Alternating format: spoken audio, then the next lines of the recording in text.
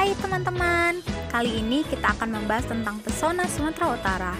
Nah, dalam video ini kita akan melihat pesona alam dari Sumatera Utara seperti adat istiadat, tari-tarian, pakaian daerah, dan lain sebagainya. Sumatera Utara sendiri adalah provinsi paling barat yang berbatasan langsung dengan Aceh dan Padang.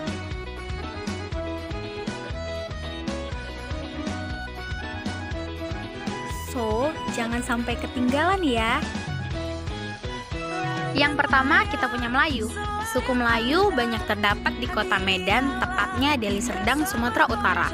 Arsitektur bangunan tradisional Melayu ini berbentuk panggung dengan memanfaatkan hasil alam seperti kayu, bambu, ijuk, dan daun nipah sebagai bahan bangunan.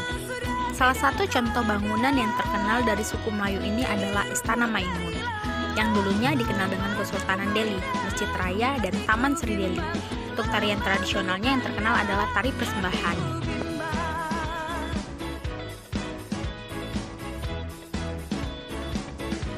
Selanjutnya kita punya Batak Karo. Batak Karo adalah suku yang banyak mendiami daerah Brastagi, Kabupaten Karo, dan daerah pegunungan seperti Sibayak dan Sinabung. Dalam adat Karo juga dikenal dengan adanya tutur siwalu. Tutur siwalu adalah konsep kekerabatan masyarakat Karo yang berhubungan dengan penuturan, yakni terdiri dari 8 golongan seperti pertama, Kuwolang Kalimbumbu, yang kedua Kalimbumbu, yang ketiga Senina, yang keempat Sembuyak, yang kelima Senina Sipomeren, yang keenam Senina Sipenggalon, yang ketujuh anak beru, dan yang terakhir anak beru mentri.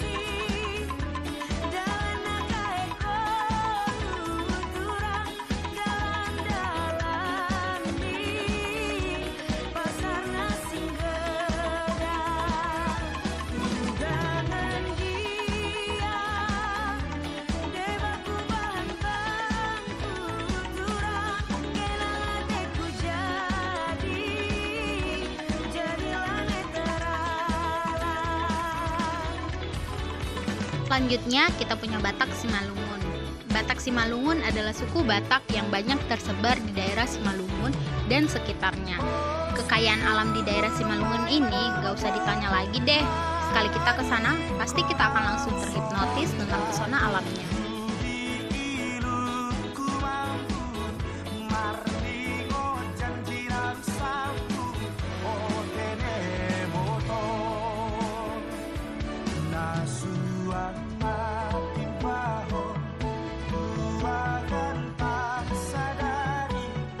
Sama seperti suku-suku lain di sekitarnya, pakaian adat suku Simalungun ini tidak terlepas dari penggunaan kain ulos.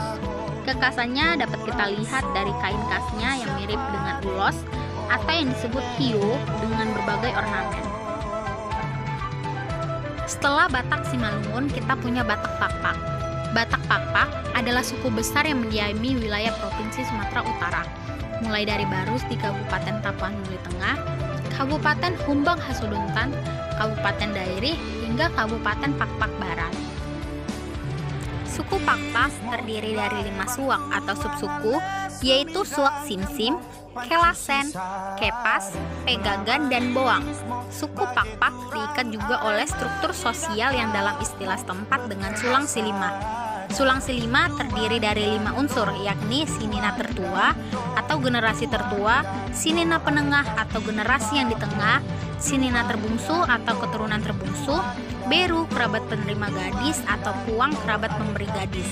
Kelima unsur ini sangat berperan dalam proses pengambilan keputusan dalam berbagai aspek kehidupan, terutama dalam sistem kekerabatan maupun upacara adat. Selanjutnya ada Batak Mandailing. Batak Mandailing adalah salah satu suku Batak yang banyak tersebar di daerah Mandailing Natal, Kabupaten Padang Lawas, Labuhan Batu, dan Pasaman Barat. Suku Mandailing memiliki ikatan darah, nasab, bahasa, aksara, sistem sosial, kesenian, adat, dan kebiasaan tersendiri yang berbeda dengan Batak dan Melayu.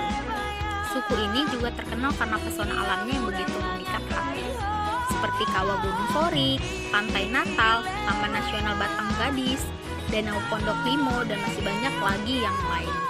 Jadi, kalau teman-teman mau main, jangan lupa mampir ke sini ya.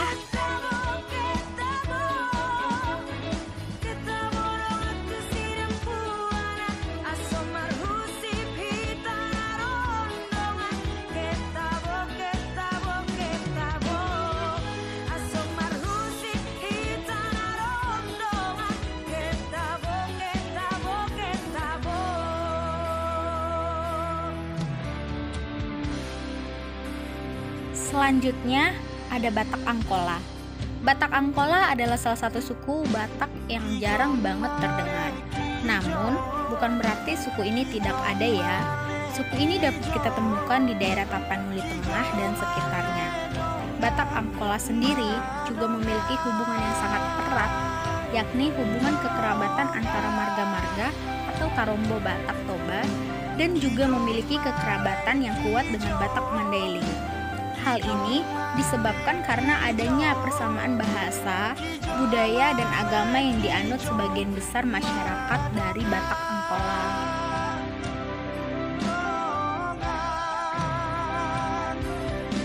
Bahasa Batak Angkola mempunyai bahasa yang identik dengan bahasa Mandailing Natal karena domisilinya diapit oleh Mandailing Natal.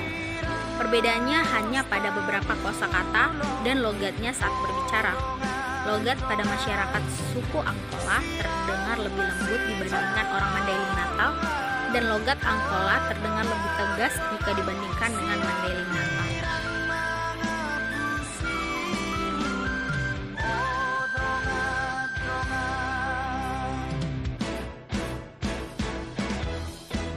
Selanjutnya ada suku Nias. Nias atau Nusa Indah Andalan Sumatera ini terletak di luar pulau dari Sumatera Utara. Namun masih tetap Sumatera Utara ya. Pulau ini dihuni oleh Ono Niha atau orang Nias. Tidak hanya dikenal karena pesona alamnya yang menjadi andalan Sumatera Utara pastinya, Nias juga dikenal dengan hombo batu atau lompat batu. Konon, lompat batu dilakukan sebagai syarat kedewasaan dalam mengikuti perang. Meski tak lagi dilakukan untuk tujuan perang, hombo batu tetap masih ada dan menjadi bagian yang tak terpisahkan dari budaya Nias. Hombo batu juga diyakini dapat membentuk karakter yang tangkas dan kuat dalam menjalani kehidupan.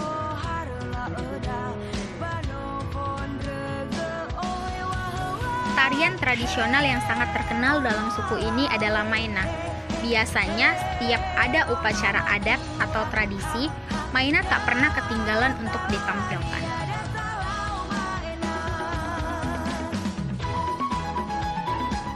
Dan yang terakhir kita punya Batak Toba. Batak Toba adalah suku yang terbesar dan banyak tersebar di berbagai daerah Indonesia. Setiap orang Batak Toba pasti selalu memiliki nama marga atau keluarga. Nama atau marga ini diperoleh dari garis keturunan ayah atau patrilineal yang selanjutnya akan diteruskan kepada keturunannya secara turun-temurun. Marga sangat penting di dalam kehidupan suku Batak dikarenakan dimanapun mereka berada, di Bona Pasogit atau kampung halaman, atau di tanah perantauan manakala mereka bertemu dan belum saling mengenal, pasti mereka akan saling bertanya tentang marga. Marga menentukan posisi diri dalam kekerabatan suku Batak. Tak hanya itu, Batak Toba juga terkenal dengan ulos, gondang, dan logatnya yang keras, kuat, dan tegas.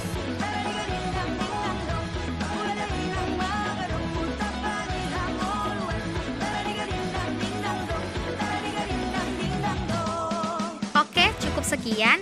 Terima kasih buat teman-teman yang sudah mendengarkan. Horas, majua-jua, jua-jua, ya Allah, ahoy. Sampai jumpa di lain kesempatan. Terima kasih.